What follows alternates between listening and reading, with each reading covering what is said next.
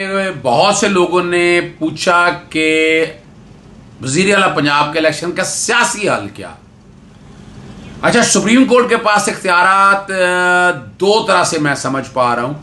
एक तो ruling cetacide हो जाएगी और वो वोट ऐड हो जाएंगे 186 वोटों के साथ। नोटिफिकेशन जारी करने का कहा जाएगा और गवर्नर को कहा जाएगा हलफ ले लें।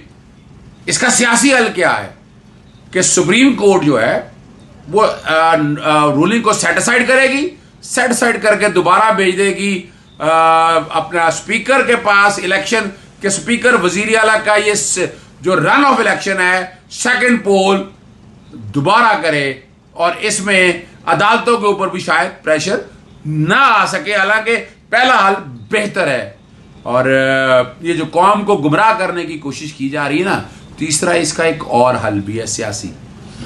वो अगर करना चाहें, लेकिन क्यों किया जाए कि जब आप कानूनी तौर पर आनी तौर पर वज़ीर आला वो तहरीक अदम एतमाद के हवाले से और वो पेशकश की जा सकती थी। 22 को पेश करते 7 दिनों के अंदर अंदर तहरीक अदम एतमाद का रिजल्ट आ जाना था और ये फारग हो सकते थे।